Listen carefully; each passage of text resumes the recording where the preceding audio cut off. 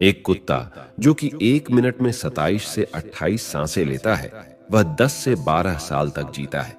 वहीं पर एक इंसान 1 मिनट में 16 से 20 सांस लेता है और वह 80 से 100 साल तक जीता है।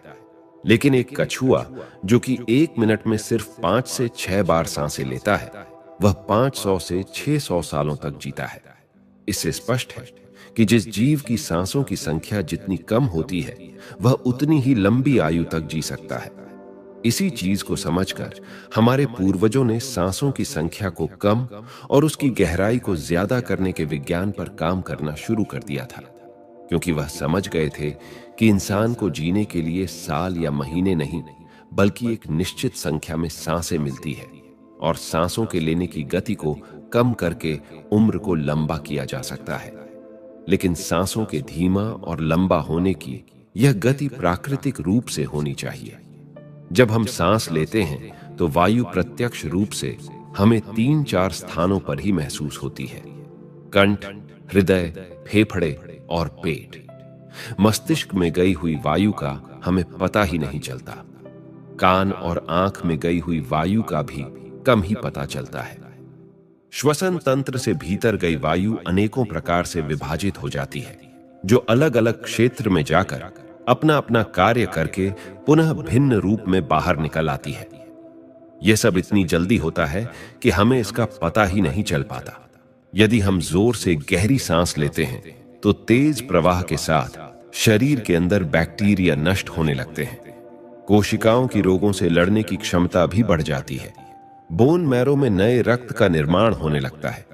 आंतों में जमा मल विसर्जित होने लगता है। मस्तिष्क की जागरूकता लौट आती है, जिससे स्मरण शक्ति दुरुस्त हो जाती है। न्यूरॉन की सक्रियता से सोचने समझने की क्षमता पुनः जिंदा हो जाती है। फेफड़ों में भरी हवा से आत्मविश्वास वापस लौट आता है। आजकल अधिकतर लोगों की सांसें उखड़ी और बिखरी हुई रहती है। लोगों को यह पता ही नहीं चलता कि उनकी सांसें किस प्रकार चल रही है। जब क्रोध का भाव उठता है तो सांस बदल जाती है। वहीं पर काम वासना का भाव उठता है, तब भी सांस बदल जाती है। हमारे प्रत्येक भाव और विचार के साथ हमारी सांसें भी बदलती रहती है। इसके साथ हमारे खान पान और रहन सहन से भी यह बदलती रहती है।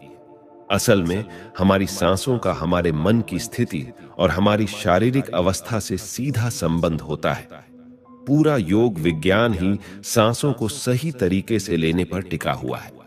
तो अगर हम सिर्फ अपनी सांसों को सही तरीके से लेना सीख जाते हैं तो हमारा जीवन जादू की तरह बदल जाएगा। आज प्राचीन यौगिक कहानी के माध्यम से हम सांसों को सही तरीके से लेने का तरीका और सांसों के जादुई रहस्य के बारे में विस्तार से जानेंगे। बहुत समय पहले की बात है। एक ऋषि अपने आश्रम में छात्रों को योग, ध्यान और प्राणायाम की शिक्षाएं दिया करते थे। ऋषि खुद भी एक योगी थे। उन्होंने अपने कई वर्ष हिमालय की गुफा में साधना करते हुए बिताए थे, जहां पर उन्होंने बहुत से सूक्ष्म मानवीय आयामों को गहराई से समझा था और अब वह अपने इसी अनुभव और ज्ञान को शिष्यों के माध्यम से जन समूह तक पहुंचाना चाहते थे। एक दिन रात्रि के भोजन के पश्चात उनके आश्रम का सबसे बुद्धिमान और होनहार छात्र उनके पास आता है। छात्र के चेहरे को देखकर गुरु समझ गए कि उसके मन में कुछ प्रश्न उठ रहे हैं। गुरु के नजदीक पहुंचते ही छात्र ने उन्हें प्रणाम किया और कहा, गुरुदेव, मैं आपसे कुछ प्रश्न पूछना चाहता हूं। गुरु ने मुस्कुराते हुए कहा, मुझे मालूम है, पूछो, क्या प्रश्न है तुम्हारे? छात्र ने कहा, आप अक्सर कहते हैं योग, ध्यान और प्राणायाम का मूल आधार हमारी सांसें होती है और अपनी सांसों पर नियंत्रण पाते ही हम अपने मन और विचारों पर भी नियंत्रण पा लेते हैं। इसलिए आज मैं आपसे सांसों के रहस्य और उसके यौगिक विज्ञान के बारे में विस्तार से जानने आया हूं। यह सुनकर गुरु ने एक हल्की मुस्कान दी और फिर कहना शुरू किया। गुरु कहते हैं, जैसा हमारा मन होता है, हमारी सांसों की गति भी वैसी ही हो जाती है, या फिर जैसी हमारी सांसें होंगी वैसी ही हमारी मनोदशा हो जाएगी। यानी सब कुछ हमारी सांसों से जुड़ा हुआ है। जो हमारे भीतर घटता है वह भी, और जो हमारे बाहर घटता है वह भी। जीवन में घटने वाली हर एक घटना हमारी सांसों से गहरा संबंध रखती है। मतलब कि अपनी सांसों की गति पर नियंत्रण करके अपने मन और विचारों पर नियंत्रण कर सकते हैं। अगर तुम किसी सच्चे योगी या साधक को ध्यान से देखो तो तुम्हें उसके चेहरे पर एक गजब का ठहराव दिखेगा। एक सच्चा योगी बुरी से बुरी परिस्थिति में भी खुद को स्थिर और शांत रख सकता है। एक योगी अपनी भावनाओं को नहीं दबाता, बल्कि वह अपनी सांसों पर नियंत्रण हासिल करता है, और सांसों को नियंत्रित करते ही वह अपने मन पर भी नियंत्रण पा लेता है। जिस आदमी का मन उसके नियंत्रण में होता है, उसके पास उसकी सभी समस्याओं का समाधान होता है। गुरु ने छात्र की तरफ इशारा करते हुए कहा, तुमने कुछ योगियों के बारे में सुना होगा कि वह 150, 200 या फिर 300 सालों तक भी जीवन जीते थे। तो आखिर वह इतने लंबे समय तक खुद को जीवित कैसे रख पाते थे? असल में उनका नियंत्रण अपनी सांसों पर होता था, जिसे प्राण ऊर्जा भी कहते हैं। ऊर्जा हमारे चारों तरफ है। इसे कितनी मात्रा में लेना और छोड़ना है, यह एक योगी अच्छी तरह से जानता है, और वह इस काम पर बहुत हद तक महारत हासिल कर लेता है। इसीलिए वह इस प्राण ऊर्जा का उपयोग अपनी जरूरत के हिसाब से कर सकता है और खुद को दीर्घायु बना सकता है। अगर तुम अपने शरीर को स्वस्थ रखना चाहते हो, सामान्य से अधिक क्षमता चाहते हो, तेज बुद्धि चाहते हो, तो तुम्हें अपनी सांसों को समझना होगा, उन्हें नियंत्रित करना होगा, और उन्हें नियंत्रित करते ही तुम्हारे जीवन में सब कुछ व्यवस्थित हो जाएगा।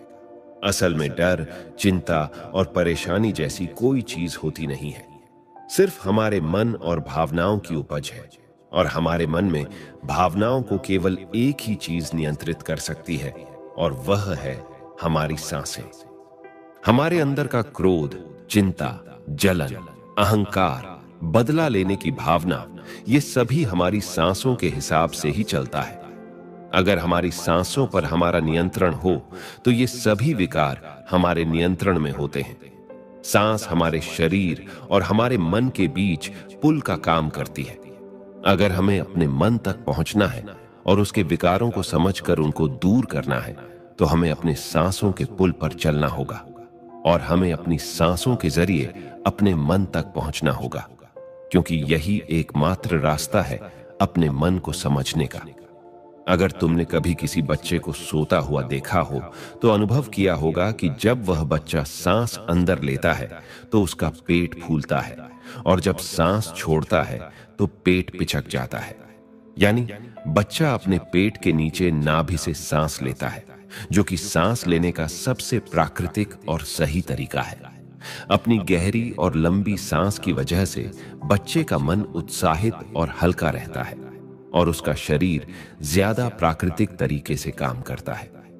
तुमने देखा होगा, बच्चा अपने मन में किसी बात को ज्यादा लंबे समय तक नहीं रखता, और ना ही वह किसी से ज्यादा लंबे समय तक गुस्सा रहता है।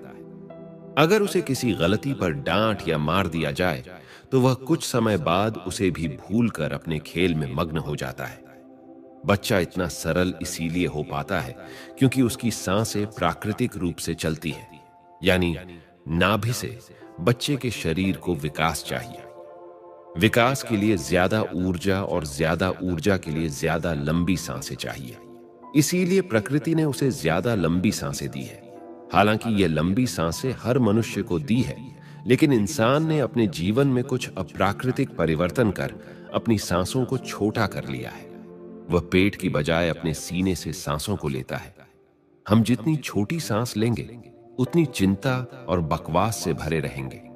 हमारी सांसें जितनी लंबी और गहरी होंगी, हम उतने ही खुश और शांत रहेंगे। गुरुजी ने आगे कहा कि एक आदमी 1 मिनट में 14 से 15 बार सांसें लेता है। सांस का सीधा संबंध हमारी मन की स्थिति और हमारे शारीरिक कंपन से है। अगर 1 मिनट में ली जाने वाली सांसों की संख्या 10 से नीचे आ जाए तो हम अपने आसपास होने वाले कई कंपनों को समझना शुरू कर देंगे। यानी जानवरों की आवाजें हमारे लिए स्पष्ट हो जाएगी। तुमने सुना होगा कि शेर और बाघ जैसे खूंखार जानवर भी कुछ योगियों के सामने आते ही पालतू बिल्ली की तरह व्यवहार करने लगते हैं। ऐसा इसीलिए हो पाता है क्योंकि उन योगियों ने अपनी सांसों की संख्या को कम करके जानवरों की आवाजों, उनकी भावनाओं और कंपनों के साथ एक संवाद स्थापित कर लिया है। अगर 1 मिनट में ली जाने वाली सांसों की संख्या 9 से कम हो जाए, तो पेड़ और वनस्पति जो कार्य कर रहे हैं वह समझना हमारे लिए आसान हो जाएगा। अगर हमारी सांसें 1 मिनट में 6 से कम हो जाती है, तो बेजान चीजें कैसे काम करती है, यह समझना हमारे लिए आसान हो जाएगा। बेजान चीजों के कंपन और उनसे जुड़ी दुनिया हमारे लिए स्पष्ट हो जाती है।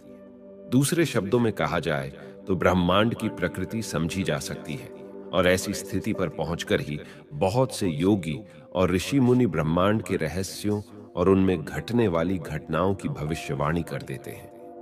हमारा शरीर जितना स्थिर होगा, हम उतनी ही कम सांसें लेंगे। अगर हम अपने पूरे शरीर को स्थिरता के एक निश्चित स्तर पर ले जाएं और बहुत तेज सांस न लें, तो हमारा बोध बढ़ता चला जाता है। मित्रों, योग विज्ञान के अनुसार एक साधक अपनी सांसों पर नियंत्रण करके ऐसी बहुत सी चीजें कर सकता है जो साधारण इंसान के जीवन से परे है।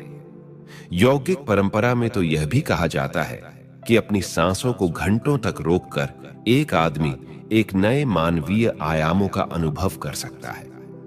ऐसी बहुत सी बीमारियां जो जानलेवा हो सकती हैं या जिनका कोई इलाज नहीं है, उन्हें केवल अपने मन और दिमाग पर नियंत्रण रखकर ठीक किया जा सकता है। अपनी सांसों पर नियंत्रण करके व्यक्ति एक ऐसी मानसिक स्थिति तक पहुंच सकता है जहां जीवन में आने वाले उतार चढ़ाव उसे परेशान नहीं कर सकेंगे। कुछ लोगों को यह सब बातें कहानी लग सकती है, क्योंकि आम तौर पर लोग ऐसा नहीं करते हैं और कोई भी चीज जिस पर उन्हें यकीन नहीं होता उसे अंधविश्वास कहकर नकार दिया जाता है।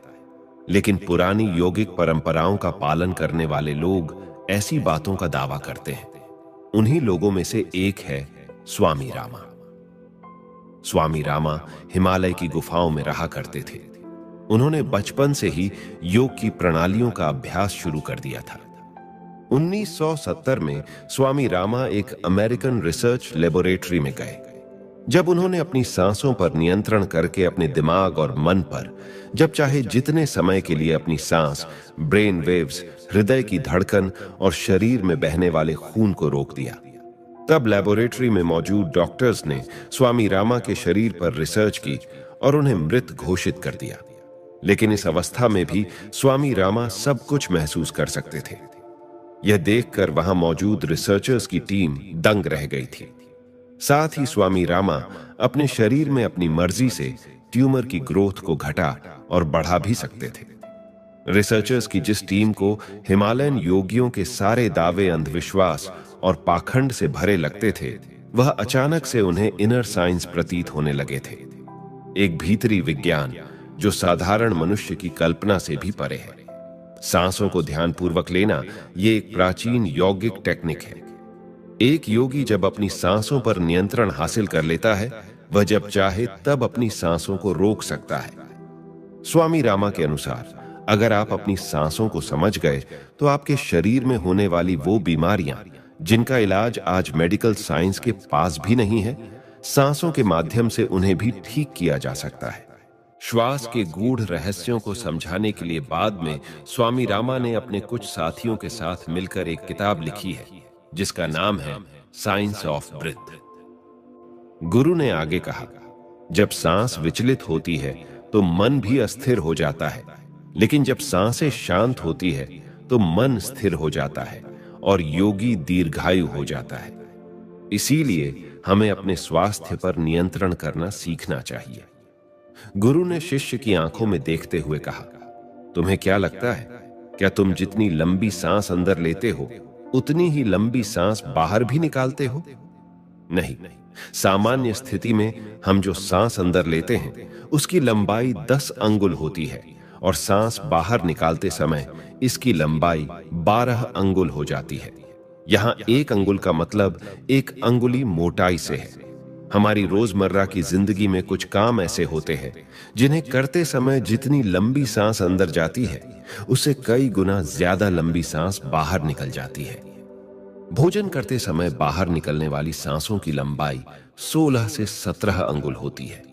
तेज चलते समय सांसों लंबाई 22 से 24 अंगुल हो जाती है। दौड़ते समय निकलने वाली सांसों की लंबाई 45 से 50 अंगुल तक पहुंच जाती है। संभोग करते समय 50 से 60 अंगुल तक पहुंच जाती है। सोते समय नींद में बाहर निकलने वाली सांसों की लंबाई 60 से 70 अंगुल तक पहुंच जाती है। इसलिए हमारे शास्त्रों में काम और क्रोध पर नियंत्रण रखने की बात कही गई है, क्योंकि ये हमारी प्राण शक्ति को क्षीण कर देती है। श्वास को इंसान की प्राण शक्ति भी कहा जाता है। जब 1-2 वर्षीय व्यक्ति से उसकी लंबी उम्र का राज्य पूछा गया तो उसने 2 ही चीजें बताई। पहला, नाभि तक भरकर पूरी सांस ले, और दूसरा, रीढ़ की हड्डी को हमेशा सीधा रखें। साधारण सी लगने वाली यह दोनों बातें योग और प्राणायाम की दृष्टि से बहुत महत्वपूर्ण है। असल में शरीर के अंदर जाने वाली सांस की लंबाई कम और बाहर निकलने वाली सांस की लंबाई ज्यादा होती है। यदि किसी तरीके से बाहर निकलने वाली प्राणवायु की लंबाई को कम कर दिया जाए तो लंबी उम्र को प्राप्त किया जा सकता है। स्वर शास्त्र के अनुसार यदि बाहर निकलने वाली प्राणवायु की लंबाई 1 अंगुल कम हो जाए तो व्यक्ति निष्काम हो जाता है, यानी उसके अंदर काम वासना खत्म होने लगती है। 2 अंगुल कम होने से आनंद की प्राप्ति होती है। 3 अंगुल कम होने से लेखन शक्ति बढ़ती है। 4 अंगुल कम होने से वाक सिद्धि प्राप्त हो जाती है। 5 अंगुल कम होने से आदमी को दूरदृष्टि प्राप्त होती है। 6 से 7 अंगुल कम होने से साधक के अंदर अति तीव्र गति से चलने की शक्ति आ जाती है, जिससे वह कुछ ही पलों में एक स्थान से दूसरे स्थान पर पहुंच सकता है। 8 अंगुल कम होने से साधक को 8 सिद्धियां प्राप्त हो जाती हैं। पवन पुत्र हनुमान को 8 सिद्धि नवनीत के दाता इसीलिए कहा जाता है क्योंकि उन्होंने 8 सिद्धियों को प्राप्त कर रखा है। ये 8 सिद्धियां हर इंसान में होती है, बस जरूरत है तो इन्हें जागृत करने की। बाहर निकलने वाली सांसों की लंबाई 12 अंगुल कम होने पर योगी को इच्छा मृत्यु प्राप्त हो जाती है। फिर वह जब चाहे तब तक खुद को जीवित रख सकता है, लेकिन ये सोई हुई शक्तियां केवल तभी जागृत होंगी जब मन में इन्हें जागृत करने की अभिलाषा होगी। क्योंकि मन का स्थूल रूप श्वास है, यानी सांस है, इसीलिए सबसे पहले सांसों पर नियंत्रण करना होता है, तभी मनुष्य को सारी शक्तियां प्राप्त होती हैं। इसलिए नाड़ी विज्ञान में भी कहा गया है कि जो व्यक्ति रात में इड़ा नाड़ी और दिन में पिंगला नाड़ी को रोकने में सफल होता है, वही असल में सच्चा योगी होता है। मित्रों, आज का हमारा यह प्रस्तुति यहीं समाप्त होता है। यह प्रस्तुति आपको कैसी लगी कमेंट्स में जरूर बताएगा, और अगर आप हमारे चैनल पर नए हैं तो हमारा सात्विक चैनल को सब्सक्राइब करना ना भूलिएगा। तो मिलते हैं अगली वीडियो में, तब तक अपना ख्याल रखें। धन्यवाद।